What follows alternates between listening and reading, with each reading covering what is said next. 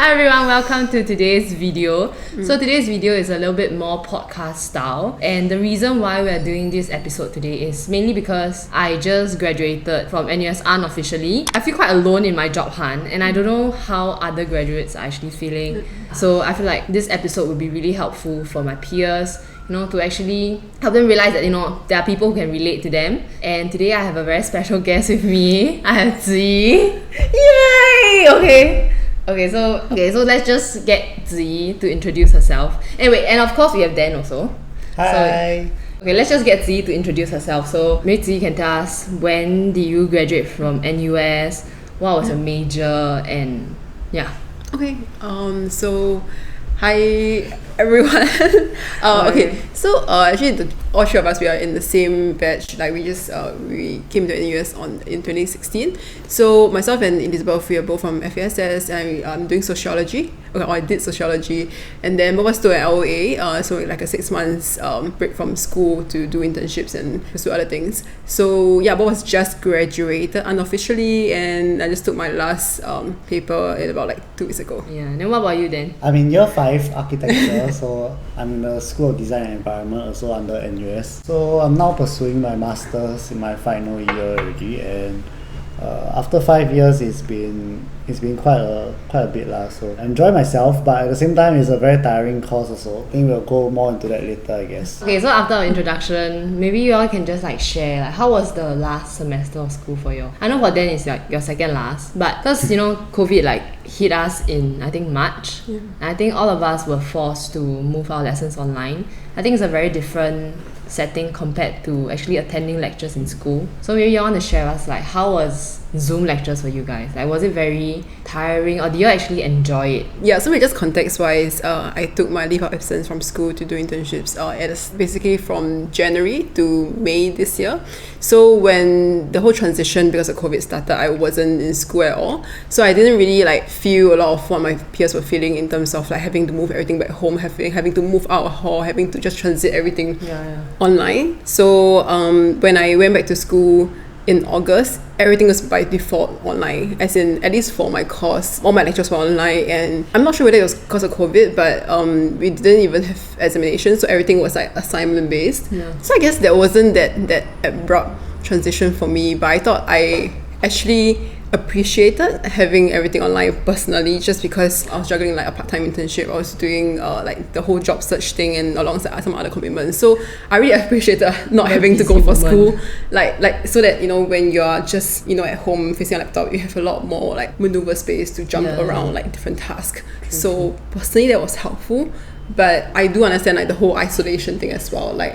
You really have to put in a lot more effort to interact with people and to just be socializing in general. Yeah. Actually, now that you mentioned the having to move out of hall, I think I never realized how fortunate I was, because throughout it was just an online class, and I actually cannot imagine for the people living in school, because we were in hall all together. I think for Dan it was year 3, but for Ziyi and myself it was only up to year 2. So we didn't need to transition from hall all the way home. I think it's very scary. Plus now I think NUS is into zoning also. It's just just to chime in here, I think it was quite a nightmare for a lot of friends who were really, really into hall. They were very really. And some of my peers, when I caught up with them more recently, then they were recounting back to the that period of time. Some they were the year 4 as in last sem best, or last year best year, or last sem best sem. Yeah, that kind of stuff. So a lot of them were trying to do a lot of things and trying to just really have a blast with all of them coming back from exchange or other overseas programs. So them being reunited again in hall, especially with their closer friends, or you meeting new people, and then the whole COVID thing just hit them as a trap, no one saw it coming. Then no one saw it coming. It was then today it was this unfinished journey kind of thing. Then what about you then? Because now it's your second last semester, right? Actually last semester was the first semester of my year 5. So even though the whole semester passed already, for me it feels more like a midway through the entire thing, because we don't really have a term break, and it's just now we just finished our research portion, and we're moving on to the design portion of our thesis, so it doesn't really feel like my semester ended. It just feels like a midterm Yeah. of sorts, and then now we're just moving on. But last time was tough, really. I'm not one of those people that like enjoy doing work at home. I prefer to have a working space to do work and a home space for resting and just doing nothing. So having to do a lot of work at home rather than being able to go out and meet with friends to do work with them, it kind of stifles your creativity as well. As in architecture, we do a lot of brainstorming, even though it may be individual projects. Like I'll bounce ideas off my friends, they'll do the same, vice versa. It's just different when like you're not there physically with each other, I suppose. That was, I think, one of the biggest things about last sem. But I think also for Dan and myself, I think we're quite fortunate. So I think a lot of students actually don't have the proper working space, and I think that's one of the things that I feel very thankful for, because I actually have like a study room to just really have my lessons in peace. Yeah, and I know like some of my friends, during lecture I can hear the renovation, like it was drilling, and then she was presenting, then she was like panicking, and everyone like just understood lah, because just the pains of studying from home. Okay, going back to our theme for today, right? So now that we've all reflected upon our last semester, this question is more specific for Ziyi. So Ziyi, like going into your last semester, how do you feel? Okay, not in terms of like academics, but maybe more of like your job hunt, because I know you're like quite a career oriented person. Maybe you can start like just telling us like how do you begin like your job search. Okay. Yeah, maybe how you felt also. Okay, this is a huge question. I think take your time. Maybe just like I need to rewind that a bit. Okay, so basically like the context is that I took LOA after my year 4 sem 1. So when I only had one last semester, which is quite ridiculous. Some people will be like, I just finish the last sem and just like get it one done with, just go and work, right? But I think for me it was at the point I didn't feel like I was super certain, or like I wasn't even near certain in terms of my future, like career wise. Like I've always been very interested in like social oriented work, like social impact and like overall like sustainability, but I didn't feel like I built up enough experience. I didn't feel like I knew enough. I mean, it's a huge scope, so I didn't feel like I really narrowed down things yet. So this is like the reason why I even took LOA, right, to even do like internships and to like pursue or like to explore what I wanted. And let me just stop you here, because I think some people have the misconception that because you mentioned like social related stuff, right? And you mentioned that you're doing sociology. Okay. There's an important clarification to make here that sociology is not social work. So there is actually a difference. But Ziyi happens to study sociology, and she also happens to be interested in the more social aspect of stuff also. So there is a distinction. I think that's something that I get quite a lot also. So maybe like later on when I talk about more of like the work wise, like then I think it'll be clearer. But so that's the general context of like me using LOA as a way to figure out my career. And to really narrow down the different aspects. So do you feel like the LOA helped you to narrow down? I would say definitely like to some good extent, yes. In my first like LOA internship, I was working in a government agency, basically like doing like social enterprise related work, and then thereafter I was doing communications on the corporate side of things. So both were related, unrelated, I guess, but I guess it's a very different angles to go about. You also went on NOC, right? So you explored a little bit of the startup. Yeah, I think it's like I'm like all over the place. So but now you found your footing, So how do you get from testing little bits of job opportunities here and there, and finally getting here? How do you make that? So I think because the whole like circuit breaker thing, then I was like kind of stuck at home, and all I had was like my laptop, right? I mean, family, like I of course yes, but like in terms of like day to day, it's really just laptop and like internet, right? So I really used that time, and also because there was this period of time, a bit like a downtime during internship, like I wasn't super busy, so I started to reach out to a lot of people on like LinkedIn, because I felt like there were some people to talk to, and there's some people who were so experienced in the aspects that I was interested to pursue. And I think, I mean, it's not possible for me to take out like 5 or 6 like LOAs and like internships and just to like try each one of them, but like also to just pick out the ones that I'm more interested in, but like the rest or stuff like that, you speak to people and like feel like you can just get a good gist of things. And I think like once you get the ball rolling, you build up the courage to just ask the next person and just reach out. And sometimes you don't even have to, because sometimes you just reach out to one person, and usually they are very well connected within the scene. So they were like, hey, can I link you up with someone else? Correct. They were like, because they would like ask you questions, which helps you understand what you want better, especially for someone like me who is like relatively uncertain at the point in time. They make like prompting questions, so like what they really want, and like they really make me think, and they give me a lot of food for thought. And then following from that, then they will like be able to better sieve out what I really want, and then they're like, I know this person here, I know this person there, that kind of thing. Like, would you like me to like connect you to them? And so I think in that sense, it kind of like just rolls along. That was really, really helpful. And I really appreciate like every single one of them because they were like really, really nice and they were like very nurturing. And so it's like, I think to a lot of us who are reaching out to people on LinkedIn, there's this fear of like, why would they, as like some director somewhere else or like some kid that want to talk to me? And just this small place for myself, I felt that I was like owing them something, like taking up the time. They're so, like so packed, right? I'm taking like 1 hour, and some of them they really like give me 2 hours or something, just go on. Really like, I was like, oh, that's so nice. And okay, I mean sometimes they also like to share lah, but okay. But someone said this to me that I think it's just you're just passing it on in that sense. So where they are able to get to at this point in time, it was also supported by someone else who were in their shoes like 20 years ago, for example. So they want to pass it on. And as long as like for myself on the receiving end, I do like lend a helping hand or like just support someone or like not even junior, like my peer or whoever it is in the future. I think that's like part and parcel of So I think it's interesting that you mentioned LinkedIn, like the way you see LinkedIn as a very positive place for a job hunt, because I think what you mentioned was a lot of the pros, and from my end I think I felt more of the cons. Because I'm still job hunting, and every day I wake up, I see someone has secured a position somewhere, and then I just think to myself like, you know, I haven't gotten any jobs lah. And every time you scroll through the same old jobs, I think it gets, for me sometimes I fall into a place of maybe like hopelessness. Like I don't know whether I will ever get a job. I know it's very irrational. Like I was actually telling them about it today. It feels like the end of the road for me, but it's actually just the beginning. Yeah, so I think it's very cool that you provided this alternative perspective also. And I think that's something that a lot of people can take into consideration, because it's a place where a lot of insecurities fester. Yeah, I get into that also, like see like quite cool place to work, that kind of thing, or like I mean other people like update that kind of stuff. Yeah. Then every day I wake up, I see someone like some analyst, then I'm like cool. Unemployed. Then what about you then? Actually, because you are architecture student, so I know you might not use LinkedIn as much because you're already studying something so specialized and so niche. I'm not sure if it's just me, but I don't really use LinkedIn at all. Like I say, I have a profile and like you can find me if you want and connect with me. I don't see the importance of LinkedIn that much, at least not now in the early stages of like job hunting. Like employers are more interested in your portfolio instead of sending them like a LinkedIn profile. Like it's just better to send them a link to like your online portfolio or something. From what I gather from my peers, I don't think LinkedIn is like that big a thing, especially not at such a junior level. So I don't use LinkedIn much. Like I don't know how to search for jobs on LinkedIn. To me, like whenever I see jobs on LinkedIn, whenever I see jobs like online, to me it's like, is this even real? But also I think to give context, I think you did pretty well in your previous internship position. I guess your future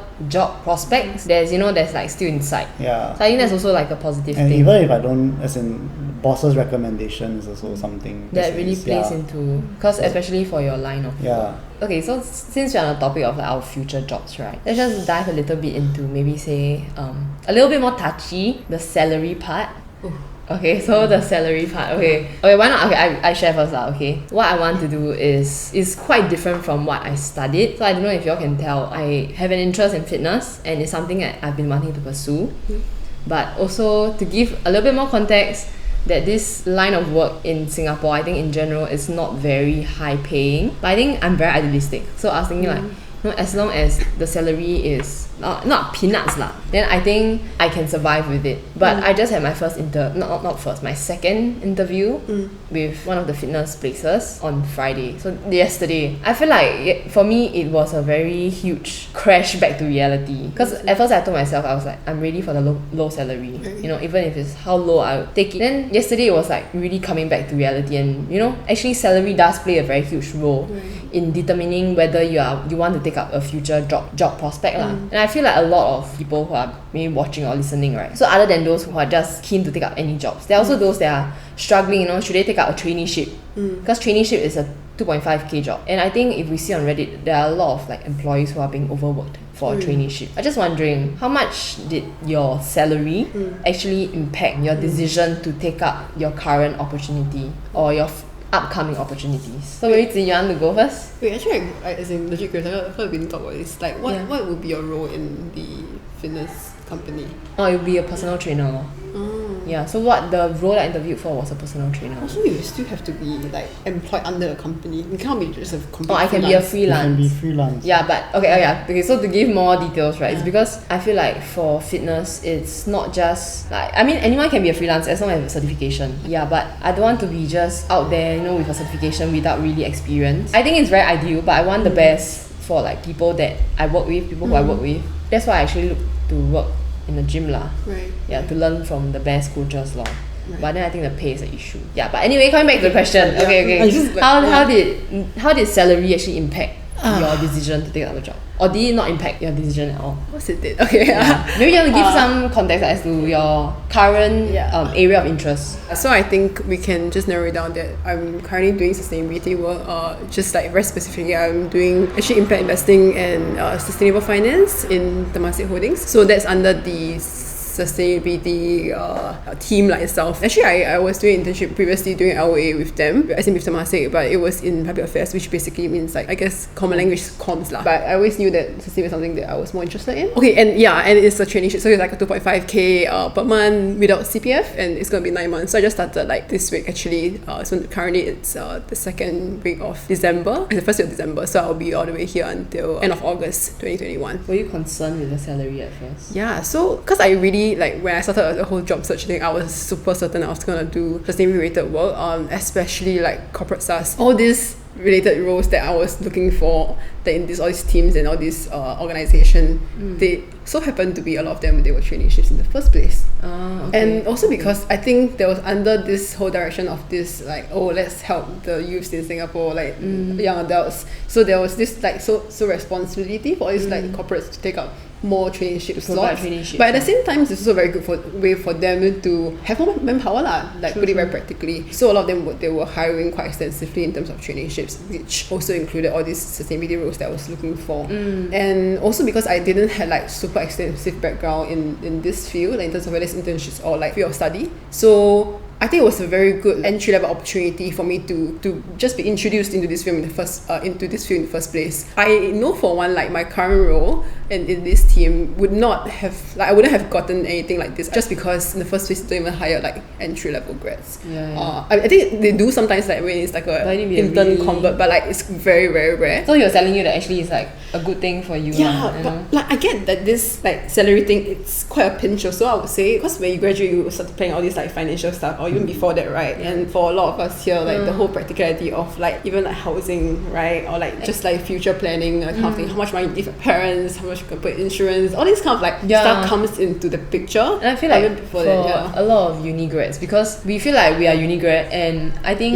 not to be rude or anything, but okay, as a uni grad myself, sometimes I feel a little bit like, I'm entitled to a higher pay. But I think COVID has taught me that there's no such thing as you're entitled to a higher pay. The salary you're drawing is, as what Dan has said to me before, is basically the value that society is putting on you at this point in time. And sometimes, even though you have a cert, you need to realize that hundreds and thousands of people out there also have a cert. So I think that is one thing that I feel like I was forced to throw away, the idea that I was entitled to a certain amount of pay. Okay, just a quick point here. Like, I think it still boils down to this salary thing, right? It still boils down to what is your own like priority. So what is it that you value? Obviously, it's not in absolutes, but let's just say like a few key pointers, like salary, of course. And there's also like your amount of learning, or like your potential amount of learning in this role, and your progression in like this entire like trajectory. Like so many different things. You can list out as many as possible, even though we don't work on absolutes. But I think there's still that like a picture they can draw out between the comparison between different roles that you are being you have an opportunity to go for. So then you can see like where the salary stand, or where does any other factors stand in this entire picture. I think it will give you more clarity. Like, I was just thinking about this today actually. I think it's good that I didn't like find a perfect job offer. I mean, in terms of the role itself, it's super ideal, but just in terms of salary, it's not ideal for me at this point in time. And also the permanence is uncertain because I don't know whether I'll be converted after 9 months. But I think I'm glad that I get to experience this at the earlier stage of my career. Having to put down so-called some form of ego, having to put down some form of like expectations and so on and so forth, and having to manage the expectations, rather than me having to face this like downstream, like having it too perfect all along. Because I feel like like in uni I've been having it quite well. But I think it's good that I have this like so-called hiccup at this point in time at a very early stage, so that I learn how to be more humble, learn how to be like I mean not the kind of stuff. I mean like just being really more grounded. Yeah. Like if more in touch with reality lah. Yeah, if things are too perfect, I'm like, it's always gonna be this way. Correct. Things are not gonna be right. So actually, on that point, right, I feel like I think we are similar in some ways. Like we have this ideal that we want. So like I really because of COVID, I really was like pull back down to reality and be like, nope, this ain't happening. And I think for the past few months I was just searching, because even though we graduate in December, I started my job hunt in April because everyone around us were graduating in May and June. So I was feeling very insecure, and I was scrolling LinkedIn every damn day. And then I was like, okay, there has to be a perfect job. It has to be a merge between fitness and communications. You know, what I study and what I really like. And I kept pursuing this perfect job, thinking that if you love what you're doing, you won't be working for a single day. Honestly, that's just bullshit, because a job is still a job. That's one of the things that I can really relate to. That's not for okay then. Before because I know you've been just listening to us, right?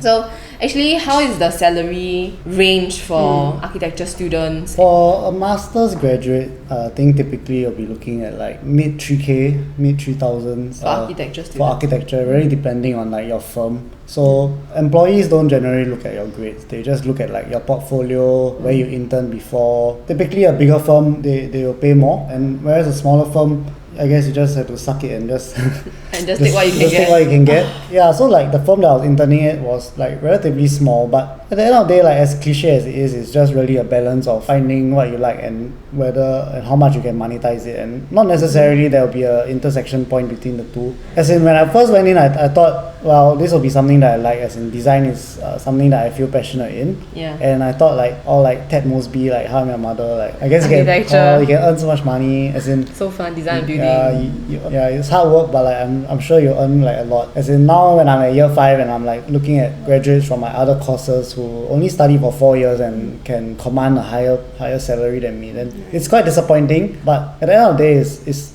I can't complain, because working in architecture I quite enjoy it still after 5 years, the practice of it. And my decision now is like I'm tending towards like going towards a small firm, sacrifice a little bit of my salary. I'm fortunate enough that I don't have like many other mouths to feed, so I only need to support like myself, give a little bit of allowance to my parents. So I don't feel the pressure to like, I need to like really like find the best job and like earn the most money. So I have a little bit of liberty in a sense to decide where I want to go and work. I think to build on what you mentioned, right? I think we must recognize that there is some form of privilege here that we can sacrifice that, like sacrifice that few $100 for a job scope. A lot of people, they are really just scrambling for a job, and even though they are scrambling for a job, they are still not getting a job. And the fact that we are actually sitting here discussing like our job hunt and opportunities, right? I think that in itself is a huge privilege already lah. So I think that's something we all need to acknowledge. Okay, moving on, right? You're the one who always tells me like, you don't need to love your job. You don't really believe in the saying that if you love what you do, you won't be working for a single day. So maybe do you want to explain a little bit on what is your stance on that? Because I think that you will provide a very different perspective compared to myself. When I was a kid, there was a period of time like I wanted to be a taxi driver, because I thought like I like driving. I still do like driving. I don't know. I still do like driving. I told my dad like, I want to be a taxi driver. You get to drive around every day. It's gonna be so fun. And he's like, well, when you're doing it for the whole day, it's not gonna be fun. That's my, as in that carry over to how I view jobs as well. As in, like I said, it's like really a balance in like what you want. For me, I believe like as long as you can tolerate your job, you don't hate. I don't hate what I do. I think I consider that pretty fortunate already. So I don't hate architecture. Of course, like if you pay me to sit at home and play video games all day, you prefer that. I'll prefer that. Yeah, but while I don't hate architecture, it pays decent, so I'll take it. I think that's a very different perspective from the one that I had. Just not hating a job. And I think in your books you consider that a win already. Yeah, I think so. I think it's about time. Okay, this is going to be my last question to you guys. I'm just going to wrap this up real quick, okay? How do you see yourself maybe like after the 9 months? So I guess like the long-term view of this entire thing, like just about career in general, right? So I think for me it's more of like creating value in specifically in the environment and like to some extent social welfare, like supporting the less privileged people. So I think that is like the angle that I'm looking at, and that's always been something that I wish to integrate in my work directly or indirectly. So that's the big picture, right? I wish to be some value. And I guess like just in the short term, an ideal would obviously be a conversion, because I really do enjoy what I'm currently doing and what I do see myself doing in the team. So I think there's a lot of exciting things upcoming. So I really want to be a part of that and be able to support that. So for sure, and like a option to convert would be obviously be super ideal. But even without that, I would see myself being in other firms actually. That's also gain experience. Yeah, because of the nature of Temasek, because they have a lot of what we call as Temasek portfolio companies. So like of DBS, CapitaLand, which are all doing a lot of sustainability work. Yeah. So I think there's also that very strong like bring over effect. Still keeping it quite open, I would say. But as long as something that I do see value in, and that starts relatively aligned, I think I'm good. Actually, I feel very excited for you. I feel very happy that you finally get. I feel like this was what you wanted all along. Yeah, so I feel very happy for you. And then what about you? You're going into your last semester already. Then what's your plan after your last semester? Yeah, I can't wait to graduate. Like all my friends have graduated. Are you sure? All my friends have graduated. Okay, I just graduated only. Yeah, even like dentistry students from my batch have graduated. Like it takes only 4 years to manufacture a dentist. It takes 5 years to manufacture an architect. Just student, architecture graduate, not even an architect. As in after this we still have to work another 2 years before we are even able to take our exam to be a professional architect. So it's quite a long journey. When like if you ask me like 3-4 years ago, I'll tell you like very surely that I will want to take my professional cert when the time comes as soon as possible. It's not that the situation has changed, but it's just there's more uncertainty ahead. I don't know if I'll be doing this for the rest of my life. As I can definitely see a future of me doing this for the rest of my life, and I'm very sure that it will be fulfilling. But at the same time, like there are so many opportunities that like we cannot even imagine right now. And like for all of us, like what we see now is just the standard, like work in corporate finance or work in like HR or something. As in, it's so standard, but like you really don't know what's in the future for you, and especially at like the rate where things are changing, even our humankind priority is changing as well. So it's very hard to say that the next 50 years will be the same as the past 50 years. I feel like what you said is a very nice way to actually end off the episode, that the times that we live in is actually very exciting. So actually I was actually talking to a friend that I was telling her I feel very hopeless about my job hunt, and she told me that you should be very excited, because this is when you really get the chance to explore all the different fields that that you have. Like basically the world is your oyster lah. That's a very nice mindset shift. So I think that's like one way that you can really use to counter the hopelessness that you might feel during your job hunt. I hope this episode was somehow helpful to some of you out there. Okay, and once again, I'm very glad that Ziyi was able to spend some time with us today and to also share with us her experience. So for the next episode, if you have any other topics that you would like us to dive a little bit deeper in about, if it's about Ziyi's job hunt, or Ziyi's job opportunities, or Dan's experience as an architecture student, or my experience as a comms and new major student, you can just let us know in the comment section below. And before we end off, I'm just gonna thank Ziyi again. Thanks Ziyi for coming onto the episode. And I think we're gonna end off the video here. So we'll see you guys in the next one. Bye bye. Okay. Why that was so long? Comms and new major. Comms and oh my god, comms and new media.